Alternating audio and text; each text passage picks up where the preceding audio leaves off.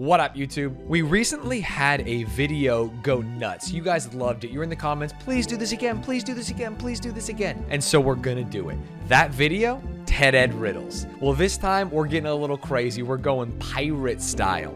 And this time, the video's demonetized. We can't put it up monetized, and that's totally okay. We're doing it for the love of the game. So I ask you as a trade-off, if you like the video, maybe like and comment and subscribe, and we can keep doing things like this. All right. Enjoy the video. The one that most drew my eye was, can you solve the pirate riddle? I know nothing about it, but I think that I can get into the mindset of a pirate. Arr! Morrow and his four mateys, Bart, Charlotte, Daniel, and Eliza, have struck gold. Damn. A chest. Why are Bart and Charlotte so sexy? A chest with 100 coins. Okay. But now they must divvy up the booty according to the pirate code. As captain, Amaro gets to propose how to distribute the coins. Then each pirate, including Amaro himself, gets to vote either yar or nay.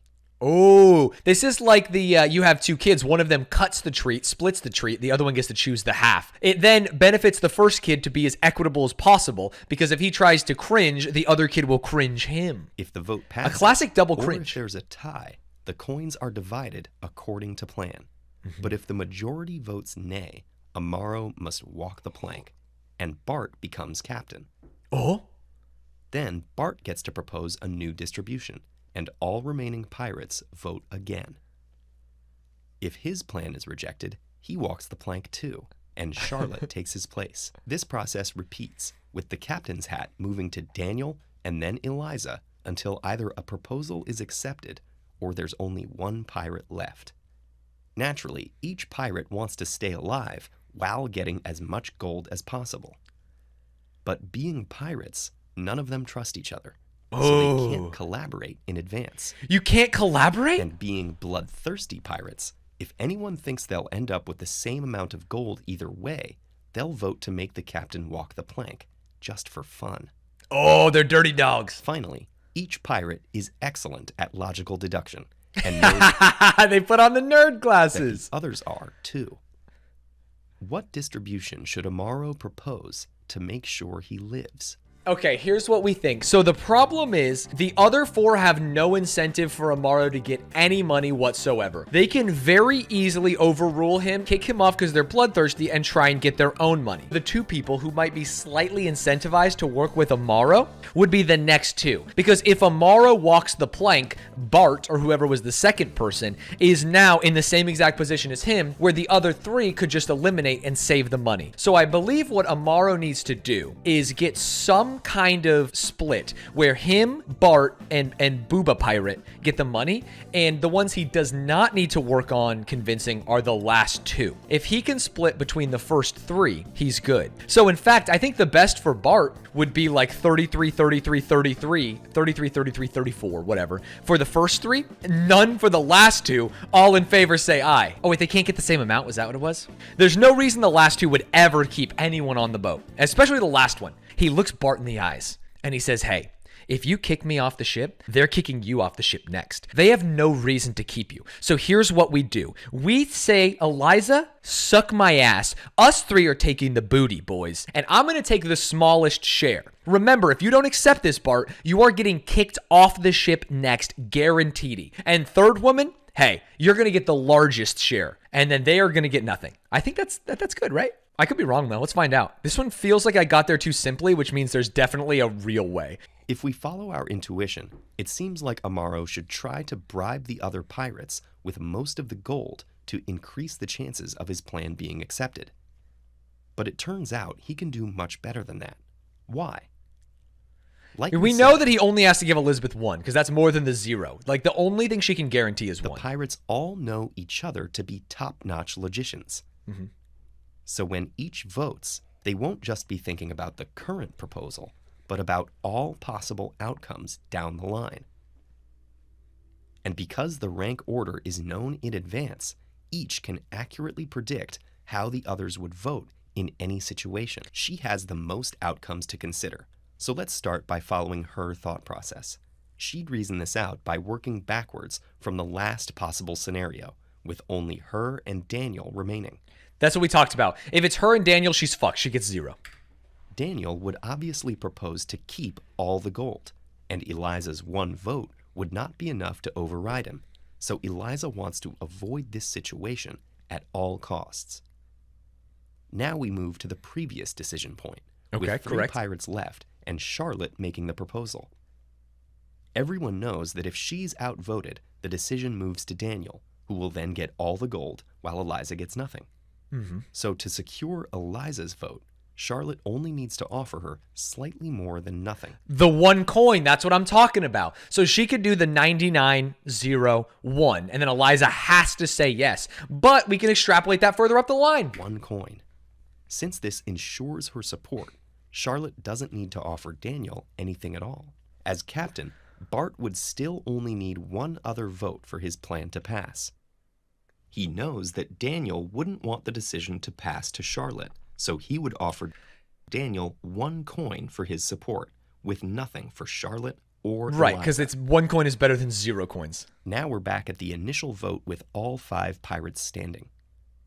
Having considered all the other scenarios, Amaro knows that if he goes overboard, the decision comes down to Bart, which would be bad news for Charlotte and Eliza. In fact, so maybe it's Daniel. Maybe it's not 98-01-01. It feels like Daniel's second last, it would be 98-00-11, right? So he offers them 1 coin each, keeping 98 for himself. Bart and Daniel vote nay, but Charlotte and Eliza grudgingly vote yar, knowing that the alternative would be worse for them. Each person is aware of what the others know and uses this to predict their reasoning.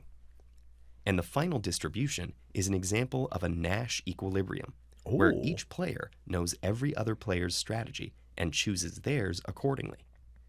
Even though it may lead to a worse outcome for everyone than cooperating would, no individual player can benefit by changing their strategy. So it looks like Amaro gets to keep most of the gold, and the other pirates might need to find better ways to use those impressive logic skills, like revising this absurd pirate code. I like the pirate code. Good riddle. Ooh, can we solve the 7 planets riddle? We can try. Your interstellar police squad has tracked a group of dangerous rebels to a cluster of 7. You know what all interstellar police are. Aliens, typically. You must apprehend them quickly before their reinforcements arrive. Of course, the rebels won't just stay put. They'll try to dodge you by moving from planet to planet. But you have one major advantage. Every hour, your state-of-the-art cruiser can warp between any 2 planets, while their beat-up smuggling ship can only jump to an adjacent planet in that same time. These rebels don't like to stay put. Every time they can relocate, they will. So they move 1 every turn, guaranteed. The approaching rebel fleet is 10 hours away. You can't risk letting the rebels escape. Can you devise a sequence for searching the planets that's guaranteed to catch them in 10 warps or less, no matter what moves they make? They may begin on any one of the 7 planets. Every hour, you may warp to any of the 7 planets. Starting after your first search, the rebels must move every hour. Oh, they don't have to. Okay. Doesn't that make the middle spot like literally goated and scroted? So if you go 1, let's say there's 6. You go 1. They can't go 3 because you would bink them next turn. They go 7. You go 3. They go 6. You don't move. They go... Oh, no. Then you go to... Oh, they could go down on you. Oh, I see. Starting after your first search, the rebels must move every hour to a planet. Oh, no. You don't have to move. So for example, you start 2. They start 3. You don't move. They go 4. And then you just kill them. Oh, yeah, you don't know where they are. Oh, so how can you guarantee it? Ah, duh, we don't know. So we're just jumping around. That explains it. We never see them. Oh, interesting. So how do we find them if we never see them? We just have to bink them. Like a ship in the night. Absolutely torpedo these alien bastards. I think I just got to see it. It's guaranteed to catch them in 10 warps or less. They do not know where I am. No matter what moves they make. Jumping 246 can't be a guarantee, though. Isn't that the whole point? Rounding up the rebels won't be easy. For one, you have no way of knowing which planet they're on to begin with. And without that information, it's hard to determine where they'll move next. So where do you begin? When tackling problems of this kind, it often helps to simplify things so you can better understand their dynamics.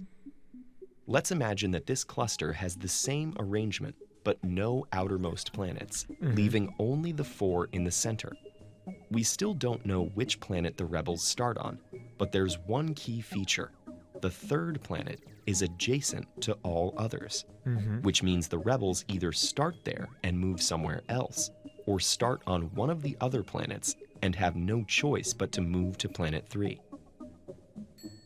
Simply checking planet number 3 twice in a row would do the trick. Oh!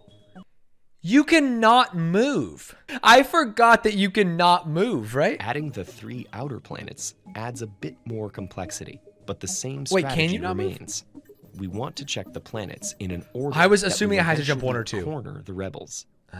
And there's another insight that can help us. Each hour, the rebels move from an even-numbered planet to an odd-numbered planet, or vice versa. This gives us a way to simplify the problem by dividing the planets into two subsets. Sets. Yeah, the evens and the odds. Each one separately. For starters, let's assume the rebels begin on an even-numbered planet, either 2, 4, or 6. So we'll search planet 2 first. If they're not there, they must have started on either 4 or 6, which means they can move to 3, 5, or 7. Damn, completely eliminating the evens and then creating the exact odd scenario of the simplified version is brilliant. For their next Wow. move. So we'll want to check there next. If we don't find them, they must have been at planet 5 or 7, meaning they'll next move to 4 or 6.